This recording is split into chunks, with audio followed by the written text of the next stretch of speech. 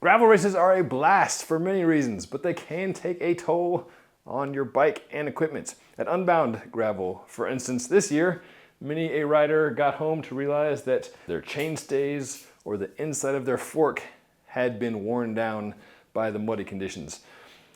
Brake pads, chains, bearings also can suffer some wear. So, if you do a race and you trash or you think you've trashed your bike, what do? That's what this video is about.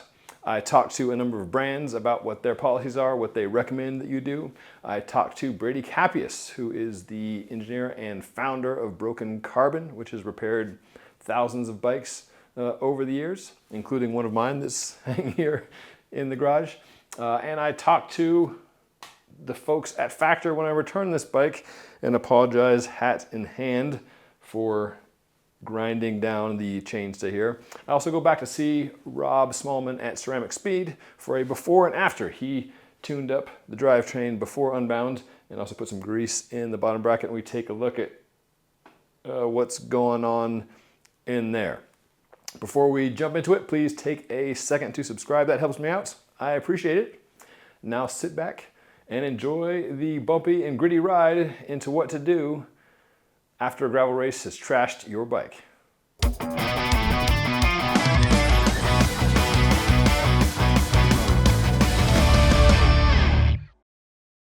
Okay, step one, simple. Wash the bike thoroughly. That's good practice for any reason, but particularly when you're looking for damage, right? You can't tell what you're seeing until you can actually see it. So that's a basic step that everyone recommends, myself included. I thought I was good to go here until I had the bike washed and the wheels removed and saw the wear to the chainstay. Step two, look at the frame and the parts in good light. Take the wheels off and look all inside the frame.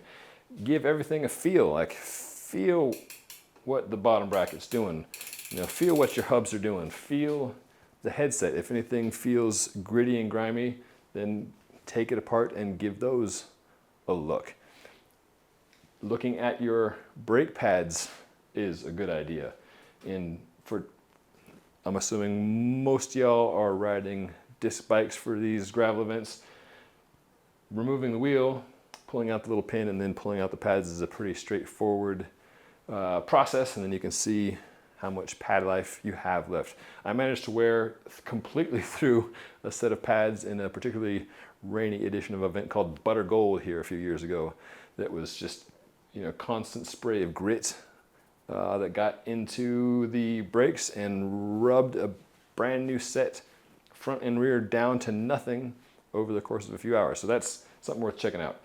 Whether it's brake pads, perhaps a new chain's needed, perhaps a new bottom bracket is needed, those are things that are not fun expenses, but not too terrible, and hopefully, knock on wood, just a thorough clean, and in the cases of parts that need a lubing, a good lubing will get you back up and running. The bigger question, right, is what to do with a carbon frame that clearly has some damage. And a common question is it just the paint that's worn through, or is it carbon that's also been affected? And if carbon's been affected, how much? And is that a dangerous thing, or is it just a cosmetic thing? This is a simple question and a very big can of worms. No bike brand wants to just dismiss things out of hand and tell you, yeah, it's fine, sight unseen. So the common response from bike brands is, if they're a IBD, an independent bicycle dealer brand, like a Trek or a Giant or Specialized, the response is take it into a shop after you've washed it thoroughly and show the good folks there the area of concern so that they can assess it. Here's what Giant had to say, for instance. Quote, "We encourage owners to clean their bike as thoroughly as possible and book a visit with their local Giant dealer for further determination if the damage is cosmetic or structural. If structural, the frame may fall under Giant USA's composite confidence warranty." End quote. So there's lots of asterisks and fine print there. One is for Giant bikes sold through Giant USA that are 2019 and newer. It may be eligible for their composite program, which is a free either repair or replacement program for original owners who can show proof of purchase and can show that the bike was damaged while riding. It's not guaranteed that this will be applicable, but that is a potential. So bottom line is, if you got a Giant, take it to a shop. If you've got a Trek, Specialized, etc., take it to the shop and they will assess the situation there. Speaking of, let's read another one here. This is what Trek had to say. Quote, Trek does have a carbon care program to help out in the event of damage to carbon frames or forks. Essentially, we want our customers riding their bike safely, so we make it easy to replace a damaged carbon frame or part through Trek Owners Carbon Care program.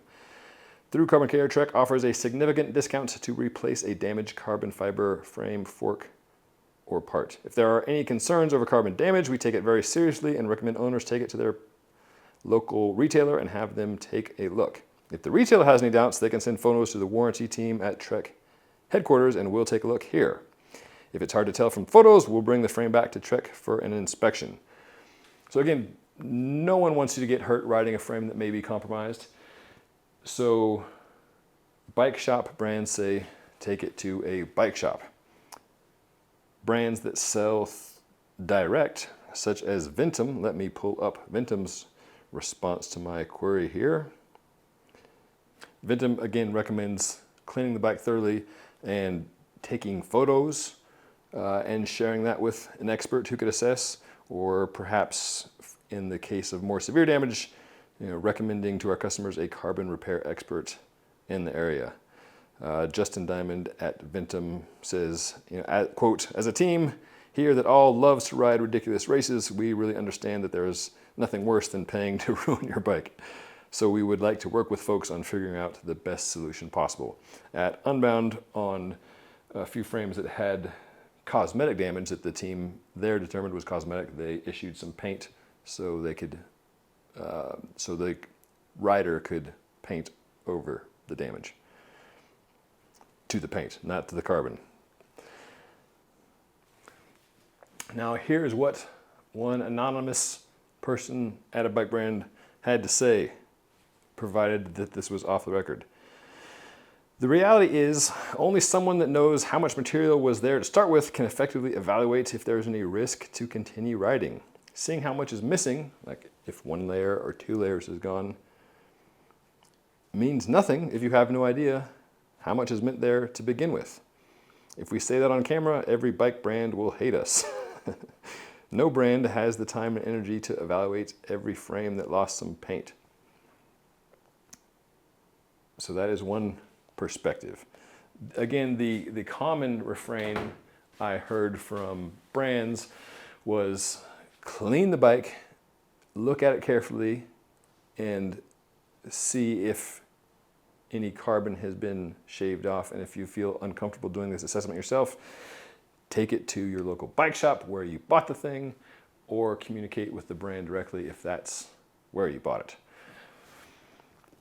Some replacement program may exist that will quite likely involve you paying for another fork or frame at a discount. Some brands may hook you up. TBD. There's a lot, like I said, there's a lot of asterisks and fine print there. But bottom line is, inspect your bike carefully and share the visual inspection with the people you bought the bike from. Now let's talk to Brady Capius. Brady Capius of Brogan Carbon. How are you, sir? Good to see you. I'm doing well, Ben. Good to see you. Now, you've been running Brogan Carbon for well over 10 years now. Is that correct? Yeah, I think I started it in grad school in 2009, 2010. But, I have a tarmac that I broke when tackling a deer on Flagstaff that you fixed for me many moons ago, and that's still Yeah. good as new. How many bikes have you and your company repaired at this point? Oh, we're well over like 5,000 at this point.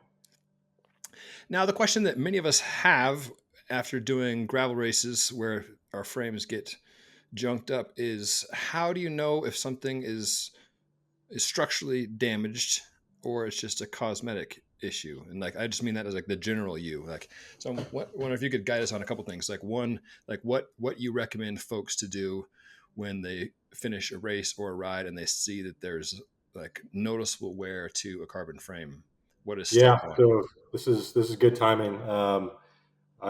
We've probably fixed half a dozen bikes after Unbound, and the aftermath of that. And there's kind of two different main types of damage. Unbound is it's not as common of a type of damage, but it's really that wear type of damage, right? So you got too big of a tire in there, you get caked in mud, and every wheel rotation you're just sanding away at those seat stays or chain stays and going through those layers one by one. The other type is really just impact damage. Um, a crash, bike tips over, hits a stay, hits a top tube. So they're two types of damage, but they're very different in how you would assess them. Um, that the chain stay, seat stay stuff from the wear and the mud abrasion, that's going to be a lot different than like a crack from an impact. And so let's first talk about that the wear instance. So how did your bike fare? So I had borrowed a bike from Factor, an Yep. Austro gravel. I thought I was good to go, but it was not. I'd worn down definitely the paint, and perhaps a little bit of carbon, Okay. and yeah, as you said, like a straight up brake versus slow sanding are two different things. And an even ignorant person like myself can look at a cracked thing, like when I hit a deer and it was broken, like that is broken. Right. Brady, please fix it. Whereas this is like, do I just paint over it? And I talked to the folks at Ventum, for example, after Unbound, and they had been passing out paint to some customers where they had, I been able to assess something in person and be like, Right. yeah, that's just a cosmetic thing. Here's some paint. You should be good to go. But, Yeah. but I think most people cannot just eyeball this wear and feel confident in their Yeah. assessment. So there are ways to do it.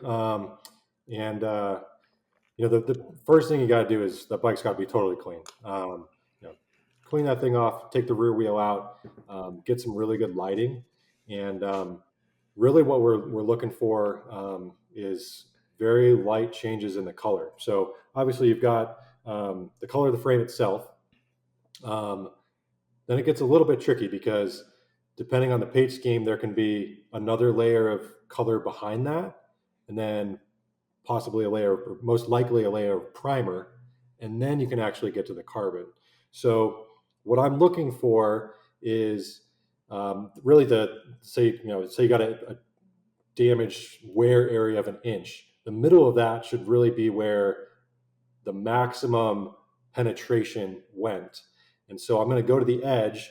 I'll go to where it's not damaged, just original paint color, and then I'm looking to count the number of layers towards the middle. So I'll go normal paint. The next layer, I'm going to see if is that actually paint or does that start to look like that dark gray carbon fiber. And if it does, I'll count that one as all right. That's my last most exterior layer of carbon. And then you're going to start seeing these subtle differences in between the layers just in the color. And that's where you start counting the number of layers of carbon that have worn through. Now, this is a bit like how many licks does it take to get to the center of a Tootsie Pop, right? Like you Totally. don't, unless you were the engineer who knew how many layers there were to start with, how do you Yep. know how many layers is too many layers? I mean, yeah, you might be able to count, okay, it wore down 5 layers. Does that mean that's 5 of 6 layers or is that 500 layers of carbon, Right. Yeah. right? Like Yeah. how do you know what? So we're definitely very cautious on this. Pretty much anything that has more than when you can get to that second layer of carbon, that's when we're like, yeah, it's in your best interest to get that area patched. Mm-hmm. Um, Mm-hmm. that's an easy process, but those areas that see those wear, like I'm thinking of the chain stays, right behind the bottom bracket. It's a Yes. super high stress area of the bike, and you really don't want to have any less carbon there than it was designed to have. And so at that point, we're like, yep, let's do a repair now, keep that bike rolling and keep you safe. Mm-hmm. So just to reiterate, anything more than one layer worn down, you say get that taken Yeah, care of. yeah, Yes. yeah. If you can see that kind of that second, bark ring almost of Yes. carbon, that's probably time to get get it looked at and repaired. Yeah, I can attest to the importance of having a fully rigid chainstay, not a failed chainstay. I raced on a bike that had a crack on the inside of the chainstay on the drivetrain side. Did not realize that until put a bunch of torque into it to start a sprint, and the bike went sideways, and I went over the top and crashed like 30 people in a field sprint. So yeah, Yep. a non-broken bike is better than a broken bike. Yep. That's my take. So yeah, these cases are it's very much of a visual inspection because that area hasn't taken an impact. You can't really do any kind of an acoustic or ultrasonic test because there's not actually a fracture in it. It's really just worn down. And so that's the big difference between this and those normal kind of impact damages that we see. One common response from the bigger brands, like for instance, I reached out to the Specialized and the Treks and the Giants, and their boilerplate response is take it to a local shop, like bring it in, let someone put eyes on it. Is that something that you would also recommend? Yeah, I mean, if you as the individual, rider don't feel comfortable assessing that damage, definitely take it to the shop. Or you can also email us. We provide free quotes. We can tell you, yeah, that thing's, you're good to go, or we'd recommend a repair. Um, you know, I haven't worked in a shop in a long time. I don't know how much training the shop employees get on carbon damage assessment. Yes. For me, 15 years ago, there was none. And so, I struggle with this sometimes too, is that those manufacturers want to have you take that bike into a shop and probably have you buy a new one, even if it is a crash replacement, say 40% discount. A repair is going to be way less than that. So, Sure. If for these kind of things, this instance right here, this is not covered under warranty. No way. But if you did have some random catastrophic failure of a stay that wasn't due to wear or a crash, heck yeah, take that to the bike shop, pursue the warranty route. We always recommend that. How about the aesthetics after a frame is repaired? Is that a service that Broken Carbon offers, or do you point people to a third party? We provide just very basic cosmetic stuff. We can do just basic black or white, or just a raw clear coat. So we'll recommend like dark matter refinishing or flux customs. Those are two kind of front range shops that do high end paint finishing. I'll say that out of all the quotes that we give, maybe 2% of the people don't go with us because we don't provide that. And then I think probably half of those, once they get a quote from the paint shop and realize that the paint costs as much as the repair itself, I'll suck it up and put a sticker over it. Yeah. Paint's hard. Yes. It's very specialized, color matching. It's expensive. A lot of expertise in it. Most of our customers, they don't want to spend thousands of dollars on a new frame. They just want to get riding again. Sure. And feel good about having a safe machine to ride on. Totally. That makes sense. How many layers of carbon do you add? I realize the answer is probably it depends, but like what's the range of number of carbon layers you add when you're fixing, say, a seat stay or a chain stay that's been worn down due to a few hours of grinding mud in a gravel event? Yeah. The answer is it depends. Yeah. I mean, it's every one of these repairs is completely unique. So we're catering this repair to how severe the damage was. So how many layers were actually worn through, the location, the higher stress areas, they need more carbon. And then we also orient the fibers in different directions based on the damage. So, I mean, it can be as little as 3, it can be up to, depending on the carbon we use, like 10. We use a little bit different when the thickness than the manufacturer uses. So the number doesn't directly correlate, but everything we do is designed to get the original strength back. Okay. Brady Capius of Broken Carbon, thanks for your time and expertise and guidance, sir. Appreciate you. Of course, no problem. Now for the easier part to assess. The chain and bearings such as those in the bottom bracket. Let's go to CeramicSpeed to see what Rob Smallman has to say about this particular bottom bracket situation. Hey Rob, how are you? Hi, it's been a minute. Yeah, back again. Back again. Rob Smallman here at CeramicSpeed. It came in before Unbound Gravel. He gave me the pro treatment.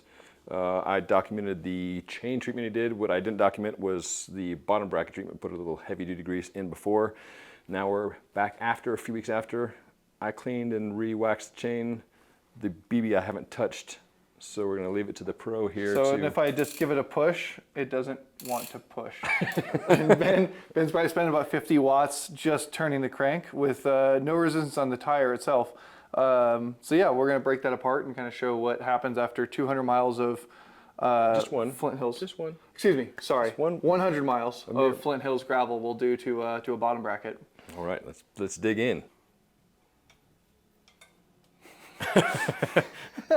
No spinning? No spinning at all. And you can see there's still some Flint Hills that you brought home with you. Yeah, I thought I was good afterwards, and then was washing the bike at home. I was like, Well, and I saw pictures because we were there on Expo, and we saw pictures of people with like holes in the seat stay, and well, not seat stay, chain stay, and also the seat tube, like physical holes you could see inside the frame. Wow. From the mud just grinding, acting as a grinding paste effectively. So what we'll do now is I'll do a couple rounds of bearing cleaner and then flush out with an air compressor, and we'll pull this thing back to life. all right. How about this, Rob? When do you know if the bearings are shot and the whole bottom bracket needs to be replaced versus it just needs a thorough cleaning? You'll know after the cleaning. So Okay. if you take it through a couple rounds of cleaning and it just cannot come back to life, then you'll know if you have to do any sort of warranty or just replace the bottom bracket. And all of our bottom brackets that are built specifically for gravel and off-road, they come with a lifetime warranty. After you clean any bottom bracket from any manufacturer, you're going to want to, you'll know almost immediately if it just needs to be replaced, if it won't come back to life at all.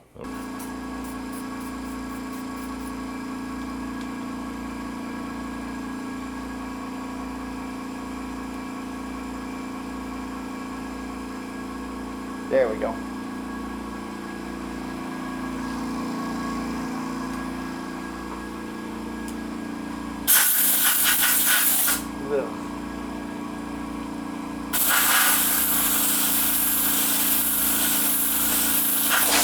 You can see that now it's totally good. I'll just grease it and then we'll be good to go.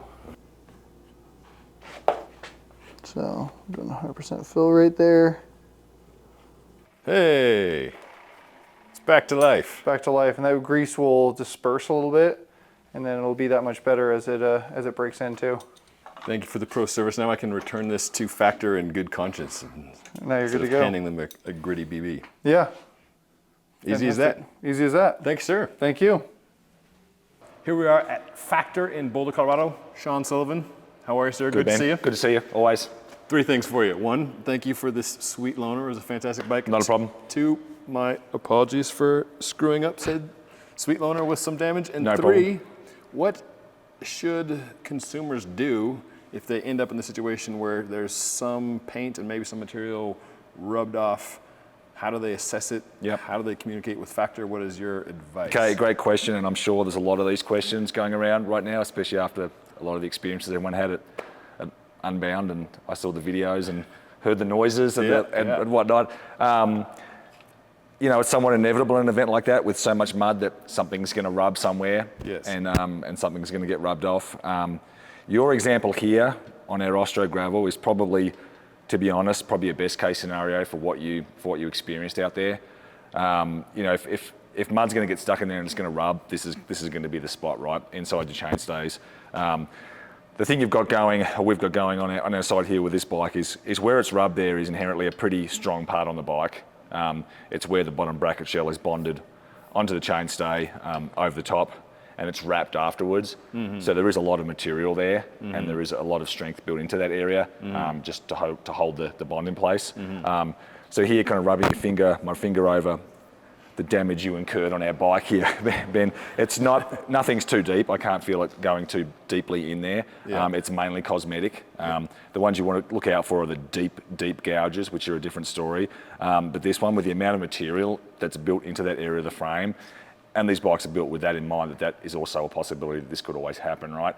So we have no concern here with this bike whatsoever. We're sure this one will be fine. Once you're getting like a deep concaved groove in there, that's probably a different story. So here, you've got a male-female joint of the bottom bracket coming off is the male. Then you've got the chainstay female sitting over the top. Coming of over that, the top, yep. And then that's It's wrapped. Yep. So you've got, and some of that wrap is, over the top to cosmetically make it blend in nice. Yeah. And whatnot. So yeah, there is a lot of strength in that area of the bike. The other good thing you've got going on your side here is this is the non-drive side, which obviously encounters a little less torque than the drive side. But obviously you don't always have a chance where it's going to get gouged by the tyre. So anything that's not too deep in this area we don't consider an issue. okay. So just to be clear, you're not saying that for all frames out there in the world because you don't know how all frames are constructed. I have no idea how everyone else is built. I only know ours, and I know there it's a strong area, and it was built with this in mind, that this is always a possibility that this could happen. And considering and I saw your video, considering what you put this thing through that day, I'm surprised that the bike looks as good as it does. So Yeah. I think it's somewhat of a testament to its engineering as well. Say another rider has more substantial damage. Either they can feel a gouge or see multiple layers. What would you tell a factor customer to do in that situation? In that situation, unless it's really severe, I also wouldn't be too concerned. If it's at the stage where there really is a noticeable gouge in there, I would definitely take it back to the dealer to have a look at it and take it from there, because really it's only the people that design and produce these bikes that have the inside knowledge as to what's going on inside the frame, how much material is there. But for the most part, something like this, we wouldn't be too concerned. Okay. Yeah. Well, once again, thank you very much. I enjoyed it. And I Thanks, Ben. apologize for Not a taking problem the at paint all. off. They're meant to be ridden. Again, bottom line takeaway from this is inspect your bike after particularly gritty races. Take the wheels off, look inside the chain stays, inside the seat stays, inside the fork. And if you have any questions if there's anything beyond the paint and you're unsure, by all means, take it to your local shop or take some very clear photos and send it to the bike brand that you bought the bike from. Good luck, people. Good luck. Thanks for watching. Thanks for subscribing. And when you're sure that your bike is good and safe, get back out there and enjoy the ride.